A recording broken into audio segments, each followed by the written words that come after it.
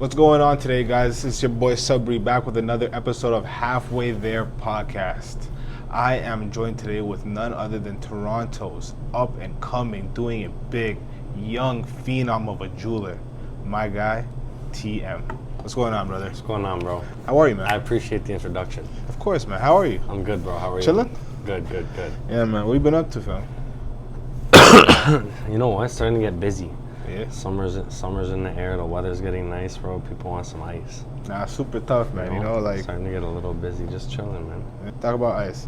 Before we even get into that topic, right? Because you know it is still a little brisk outside, and we know we're in Toronto, so you know stories need to be told, you know, in phases. You know what I'm saying? So, you know, you're currently on like a hot streak. You know what I'm saying? That came from obviously like the person that you are, and like you know the shit that you got through earlier in your life, right? So I just want to kind of get into like who you are, man, and like how you got to like where you were, man. Like who are you, bro? Who's TM, dog? Like explain to the people, because a lot of people here that are here, they have yet to experience like who you are as a person and why they why they should be around your brand and like why they should support you. Because you know I know why they should support you. You know what I'm saying? Tell them your story. Fuck, bro. Bro, I'm a father. Yeah, of course. Yeah. I'm a young guy that's just kind of still trying to figure it out.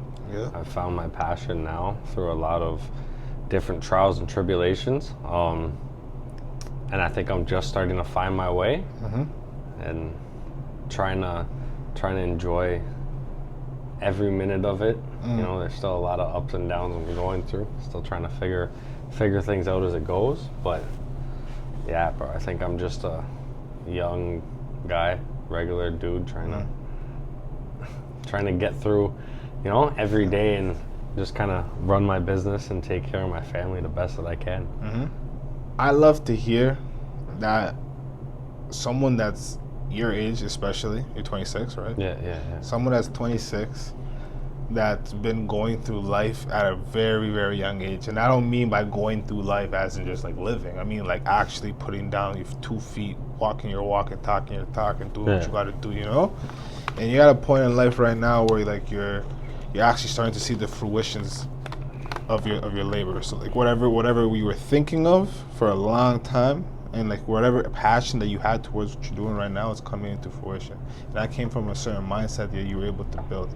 How did you get that mindset, man? Bro, I think it took me a long time. It took me a long time to kind of start thinking, you know, like for myself and on my own. I think I spent a lot of time trying to like impress other people. Maybe not follow. I mean, yeah, kind of following other people too. You know what I mean? Like it was just like a crowd mentality. You know, I'm doing what everybody else was doing. I feel like I had a fear of missing out for a long time. You know what? One thing that really did it for me, I got in a really bad situation. I got hit by a car and ended up breaking my neck. Wow. Yeah, and then like, you know, I was in a hospital and it was like, you know, I was just kind of realizing that like it wasn't, you know, it wasn't like a regular car accident sort of situation. You know, so I spent a lot of time, because I was in the hospital for like 9 months total, I think it was. And during that time, did you have people come to the hospital and visit you? A couple. I had a couple people come. Like, I mean, my parents were there all, you know, like basically through it all. Yeah. I had a couple people that showed up here and there, but bro, I spent a lot of time on my own, just kind of thinking about how I got into the situation, you know what I mean, and like all the things that kind of led up to it. And you know, that was like, I wasn't clear for a long time. Like, you know, I was popping pills and doing a lot of, you know, just whatever. And even just like the decisions I was making, like I was just thinking really messed up for a long time. So I think that was like a moment of like clarity, you know what I mean? I was thinking very clear. And how long did it take you to get to that point of clarity? And how did you get there? Like what bro, like thinking? You know, the first like 3 months, even like through surgeries and stuff, I almost thought I was like, you know, I thought I was a guy. You know, like I survived, blah, blah, blah, whatever.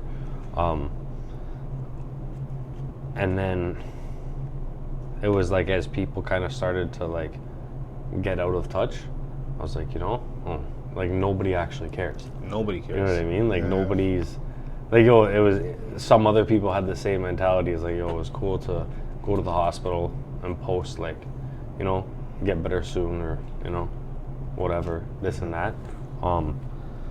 But then after a minute, like I realized nobody was there. So I think it was probably like 3-4 months, and I'm like, bro, the only people that are here are my parents.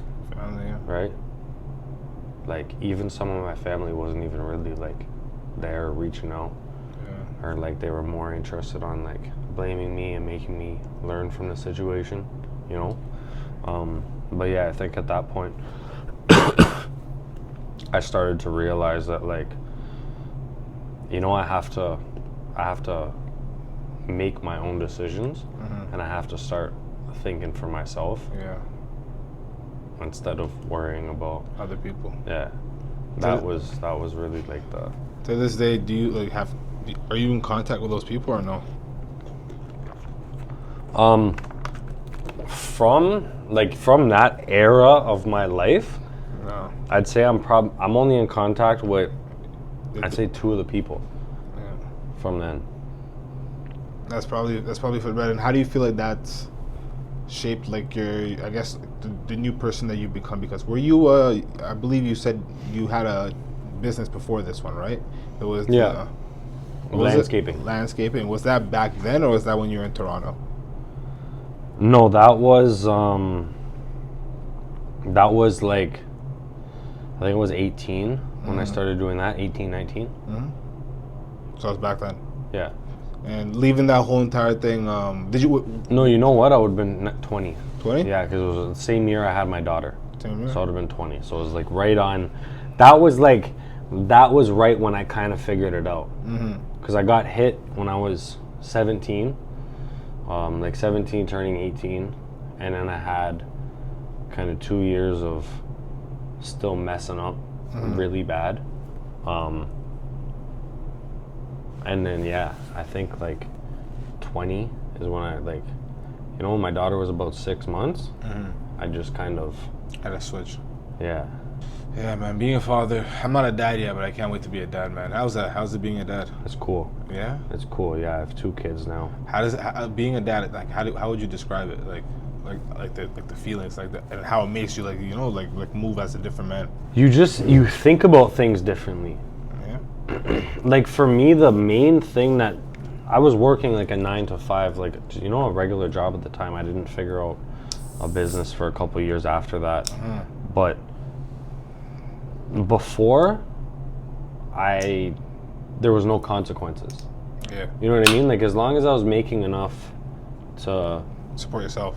Yeah, as long as I could eat, rent was paid, and I'm, able to go out on the weekend, do a 1-2, whatever, I was good. As soon as I had my daughter, it was like a switch went off, and it's like, now I have mouths to feed. Yeah. Responsibilities. You know what I mean? There's like, I have no options. Like I have to take care of them. There's no, I could not, or whatever.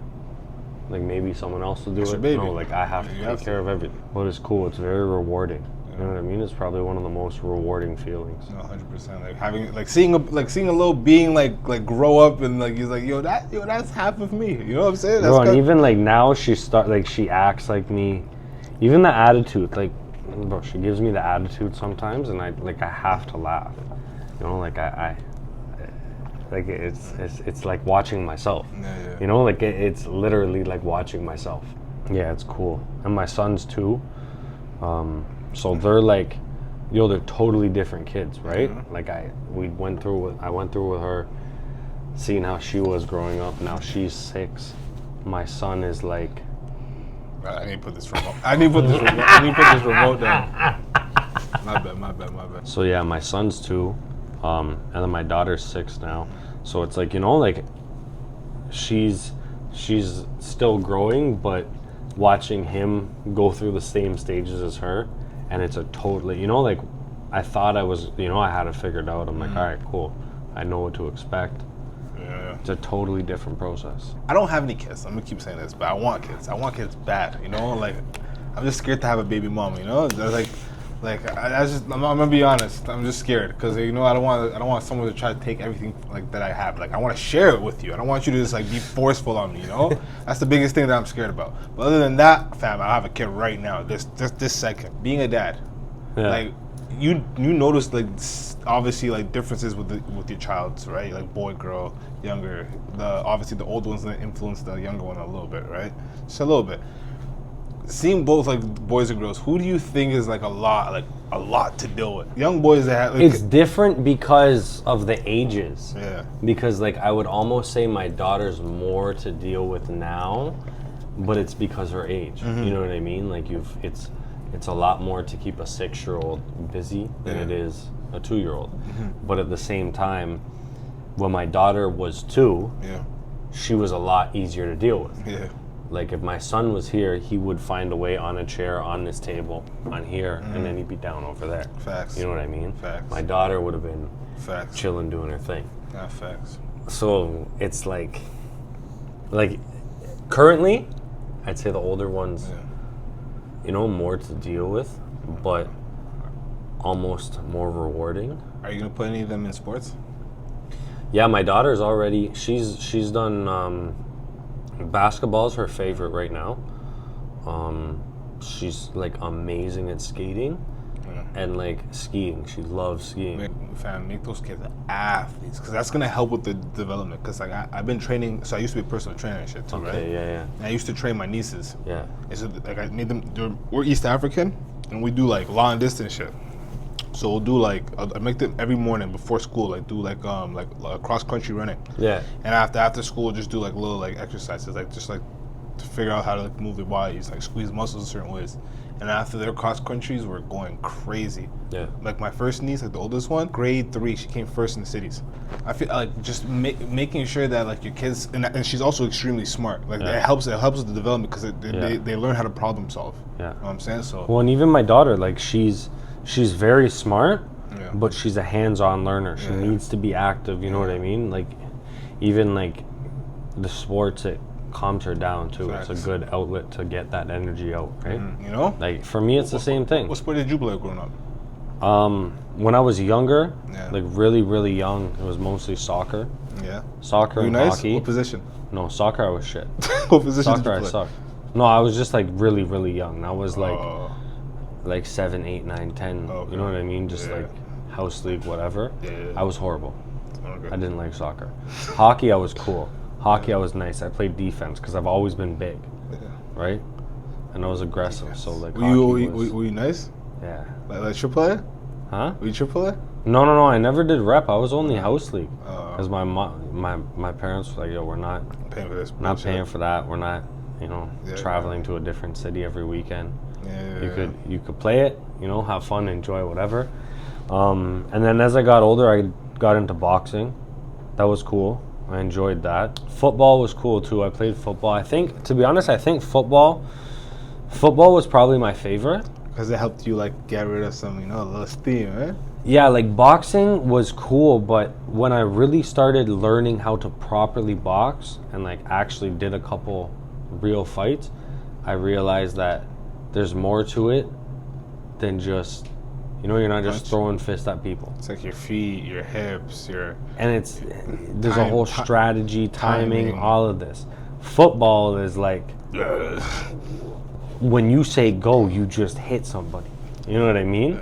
Like you just get your energy up. But I thought that was like the most taxing on my body too. Because in high school, bro, grade 9, I was feeling it. Football's a tough sport, man. I think our teams played against each other. Yeah. Yeah, you said you played on... I played for the Bucks for a little bit in Newmarket. I played on Scarborough Thunder, Yeah. We had a little rivalry back then, but I think you were 2 years older than me, so... Yeah. So I don't think we played directly. I don't think we played against each other. But I don't think I ever lost to the Bucks. Yeah, I don't think the Bucks were the best team, to be honest with you. Yeah, man. I wasn't there long. I had to get out to high school. Getting into the jewelry side of things, man, like what motivated you to even like get to like that side of the business? Like why did you take the steps to want to become a jeweler? Like it's such a niche business to be in, you know what I'm saying? So like what was your motivation to get even into that? So ever since I was young, I really liked jewelry. Yeah. You remember Get Rich or Die Trying? Of course, right? Okay, so you remember the pointy cross that 50 used to wear? So I bought one of those at Canada's Wonderland. It was like stainless steel on like some stupid chain. I was like 7 or 8 and I would wear that like in public. Yeah. I've always liked jewelry since I was a kid. Yeah. I owned a landscaping company, and once I started making some bread, I bought a Rolex because that was like my thing. I wanted a Rolex, and then AP was like my goal. Yeah. I've always really liked watches, so I was like, you know what? Once I hit Rolex, like I'm starting to make it. Yeah. And then they say Rolex is your first one. It could be be a tax write-off. If you're self-employed, or if you have your own business. Yeah, there's ways to write off your wardrobe and like accessories and stuff. Yeah, there's all sorts of different little loopholes and stuff. Talk to your accountant. Talk to your accountants, not us. So, and then I was also seeing all these jewelers in New York, right? Like on Instagram and YouTube and all this stuff. So I went over to New York around the same time that I had bought my first Rolex, and I sold it for a couple bands over what I paid for it originally. Nice. So from there, I'm like, okay, I'm onto something. And then I started actually buying and selling from New York. You know what I mean? Doing things for clients, this and that. What was that guy's name that you got into like the first connection? What was it? Was it Moses? Yeah, so me and Moses did one of like a video together, coin flip, did all that, and that was really helpful for my page. Yeah. You know what I mean? Like that got me a lot of traction. That was like one of my first big like encounters. Yeah, exactly. Yeah. And then from there, I had a couple of people in the States ask me if I could do custom jewelry. And at that point I was only really doing watches, and I was like, yeah, of course. So I would come back here, figure it out. And then from there, I started kind of building and growing something. And then mostly at the time, I was going back and forth from here to New York. Yeah. And then I just decided to kind of, like I live here. I'm not moving over there, so I got to set up over here. I like Toronto, as I say. Do you feel like it's fair when you're trying to like break into the market specifically, or? I feel like jewelry, it's like, it's not an easy market to break into no matter where you are. But Toronto specifically, and I don't think it matters whether it's music or you want to be a barber or whatever it is. If you're in an industry where you're trying to learn from other people, it's very difficult to find people that want to teach you or help you. I can't, but you know what? There are a couple people that I've dealt with that really helped me a lot along the way. Like I've found a couple genuine people, and I get a lot of inspiration for some of the pieces I make from the city. Like I love the city. How do you see like your brand, like TM Jewelry? Like, because a lot of people love jewelry, but a lot of people love a story behind the brand. Like you're trying to sell something. What is the story behind it? Like why people coming to you and is like, yo, I love this brand. First and foremost, like some people don't like it, but like we're not cheap. Yeah.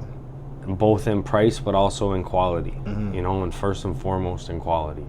I'm really I stopped, I actually sold my whole landscaping business to start doing this originally, because it's like, it's something I'm more passionate about than anything. So I really have that motivation to make every piece, really a piece of art. And I feel like everything tells a story. Both in your custom piece is telling a story in your life, and it's also telling a story through my journey.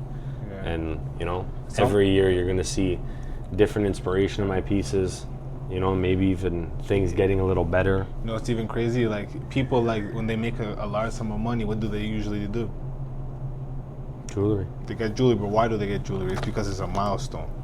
Now that milestone that you're creating for them, that is a memory for them for like how good or how hard they worked for that last milestone. Yeah. So now that's gonna help them or motivate them to go do something else.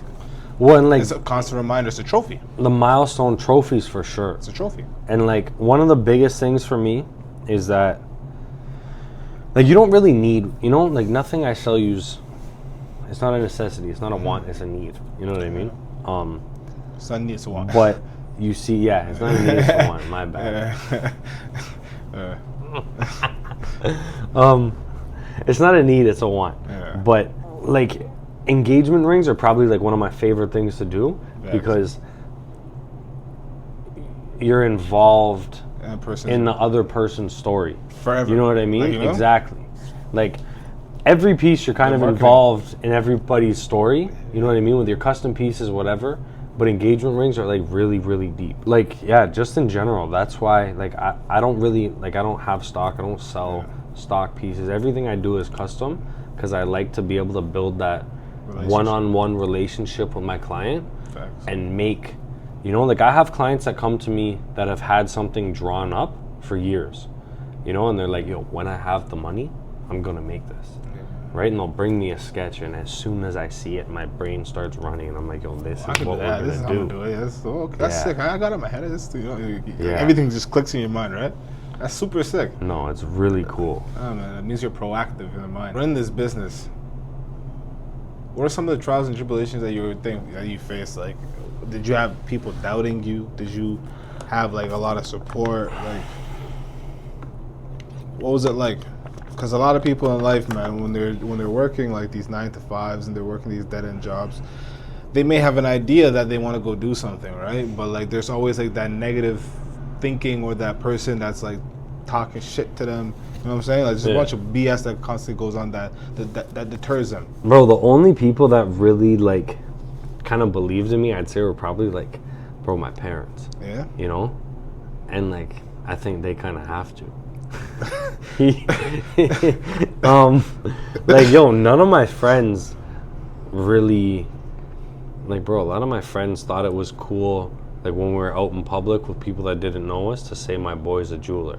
But then when they're talking with each other, it's like, yo, what the fuck is he doing? Like, he's not gonna do it. Yeah. I only have like 2 or 3 friends that have got pieces made with me. Wow. And a couple of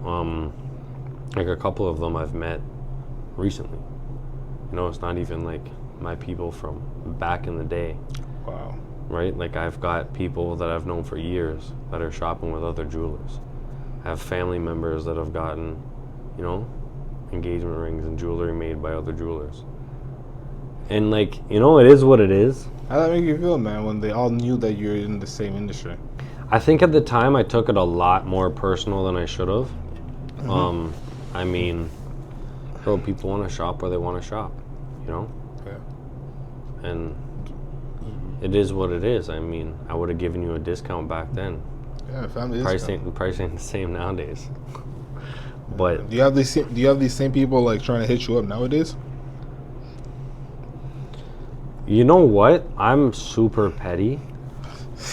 I had a feeling. I had a feeling you were gonna say something like that. You see, okay. Yo, okay, listen, I have a long-term homie, recent story. I have a long-term homie. Yo, you know exactly who you are. Shout out you if you watch this. Shout out who you are. Bro, and he helped me a lot. I can't lie. Helped me a lot, did a lot for me. But I don't know what it is. Recently I asked him, for a link on something. Not even anything really, like, it wasn't anything serious. It wasn't like a wholesale plug. It wasn't anything, that would have changed anybody's lives. But he told me, he was like, oh man, if it was back in the day, I would have. That was his exact words. And as soon as I got the message, I just deleted the conversation and I deleted his number. So, like, you've probably tried to hit me up and I just didn't respond. So if you're not willing to to me, yeah. If you don't wanna, if you weren't really there, if you're able to. When I was trying to figure it out, don't come over here now that I figured it out. Facts. Tough. It's hard. I still need support, but now it's different. Yeah. Now I don't need. You don't need people's validation. Yeah. You have your own. I don't need people I grew up with to tell me this is gonna work. I know it's gonna work, bro. As soon as I got into the jewelry industry, like before I got into the jewelry industry, I already had that figured out. But when I went to New York, it just kind of opened up my mind. I spent a lot of time over there, and it really changed kind of how I think and how I kind of maneuver a lot. Yeah. But the first couple times I went there and just seeing how the jewelers were over there and just how people in general over there, it kind of gave me a whole different perspective. And when it was time to get into the jewelry industry, I was at the point where I'm like, bro, I'm gonna go all into something, and I don't care what anybody else is saying, because then you guys are paying my bills. Yeah, man, I know it's gonna work. So F you thought, There's no plan Bs, No plan Bs, you know what I'm saying? Even, you know what I'm saying? You know what that means? Double entendre with it, you know what I'm saying? Double entendre. Sometimes they're necessary. For a lot of kids, man, or not even kids, people out there that are still contemplating like what they should be doing with their lives, because a lot of people do be thinking working a 9 to 5 is a dead end. Like there's no way whilst you're working a 9 to 5, unless you're like you own your own practices. Those are fire. If you're a nurse and you own your own practice, that's cool because you're hustling for yourself. Right? We're not saying leave your whole industry and join our industry, do this industry. No, we're trying to say be your own boss. If you learn how to articulate yourself to a point where you could sell your service. Your service could be nursing, right? Your service could be whatever type of thing, practice of doctor you are, whatever the practice of lawyer you are. Just try to do it yourself. Don't let these corporations suck your resources and your mind and dry you out to the point where you are literally relying on them for everything. And if you try to go out and be self-sufficient, at that point you're lost, because you have the conditioning of being a part of those corporations. So for people that are thinking about, oh shoot, this situation isn't going to be beneficial for me, that have that thought in their mind, go chase it, right? Go chase that self-respect. Go chase that idea that you could potentially like put into fruition. You know what I'm saying? I used to work on a factory. You know what I'm saying? And I worked with older people in the factory that, really didn't have any other options because of their age.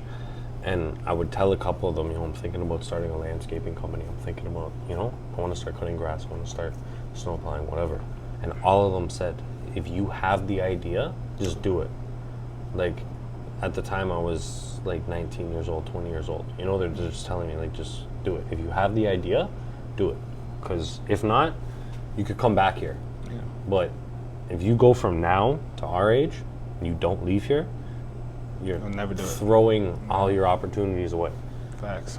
Because you're young too, and you have like a lot of energy. You don't have as many responsibilities as you will when you're that age too. So you could never and you know what? It's never too late. It's really never too late to start a business. If you have the idea, whatever. But it's just more difficult. The younger, the better. The younger, the better, because you could never buy time. That's the one thing you're never going to be able to buy back is time. Yeah. Ever. That's factual. And that's basically being halfway there, man. So if you guys are ever contemplating the idea of potentially pursuing not even just more in life, but just everything that's going to be beneficial for you, right? So if you want to think better, learn how to read better, learn how to talk better, just put in the effort. If you want to learn another language, do it. If you want to open up a business, do it. If you want to stop, doing shit, you know what I'm saying? You don't want to if you don't want to be in, put your mind to it. Yeah, just obviously I understand there's responsibilities that people have in their lives, and me saying this is not telling you to say F those responsibilities. No, I'm just saying try to put plays in order that you could potentially make yourself a better person to go chase what you want to go chase. You know what I'm saying? So that's the meaning of being halfway there. So if you have the idea and you're about to do it, you're halfway there. Just like how you're you had multiple positions in your life where you're always thinking to yourself, okay, this is probably not gonna be my road. Let me reroute. Now you're halfway down that journey. You know what I'm saying? You rerouted. Now you're halfway down. What's your advice to these people that that are halfway there on their journey? It's like I just said. If you do have the idea, just do it. Yeah, man. Everybody that's won lost 100, 200, 1,000 times, you know, like you're one try away from winning. One try. If you give up, that next try could have been it, you know? And like if you're passionate about something and you really put like your heart into what you're doing, no matter what it is, no matter what industry, cooking, you know, you're doing a podcast, you're filming, you're taking pictures, artist, jewelry, whatever you're doing, bro, if you're passionate about numbers and you're an accountant and you give people the experience, you know, make people feel valued, make them feel like they're getting a value for the money they're spending with you, you're going to be successful. Successful in anything. Be genuine, take care of your people, take care of your customers, because, you know, they're the ones that are, I wouldn't be doing this without my customers, you know, they pay my bills. Shout out to everybody that's putting in that work, you know what I'm saying? But like, before we go, I just want to have a little game, right? All right, bet. 5 questions. So I'm asking you 5 different questions, and I want you to just name a jewelry that comes to your mind as fast as possible. Watch. Patek 5711. Oof, that's a nasty one. Bracelet. Something simple, not this. This is a little super flashy, you know? What kind of band? This one's a little cool. Okay. Probably like a Hermes link or like an anchor link, you know, just like a straight gold and then like a nice 30-pointer tennis bracelet. Earrings. Studs. Diamond For studs? sure. Yeah. Why? Yeah. I don't know. I just like the way they look. Okay. I like big rocks. You know, that's my thing. That's my thing is like. Okay. So you remember back in the day, like where those guys used to like the hood, like the trap stars. You know, you used to wear like the square ones. Bro, I had those, the little JoJo earrings. Yo. Bro, I had a pair of those when I was young. I was like 12 or 13, walking around with big square plates on my ears, coming like, bro, I couldn't move my neck properly. Man, that shit was hilarious. I used to see, I used to see, like when I was a youth, I used to see the older trap stars, man.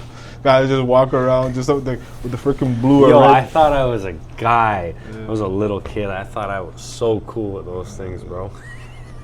Favorite necklace? Um, Cubano, Big Cubano. Nah, to be honest, probably something like this. You know, something small. You don't. Why? I don't like big chains. I think they're uncomfortable. Like, yo, I have one. Yeah. With my logo on it. You know, like I think everybody needs a big chain. You know, like if you're a business owner, if you're a guy that steps out, that wants to show off at all in any way, you need a big chain for sure. Whether it's, you know, whatever you do, plain gold, ice it out, lab diamonds, natural diamonds, but I think everybody at some point needs a big chain. But like for a day-to-day, you know, like this or something a little bigger, something, you know, just something small and sleek. What's your favorite metal?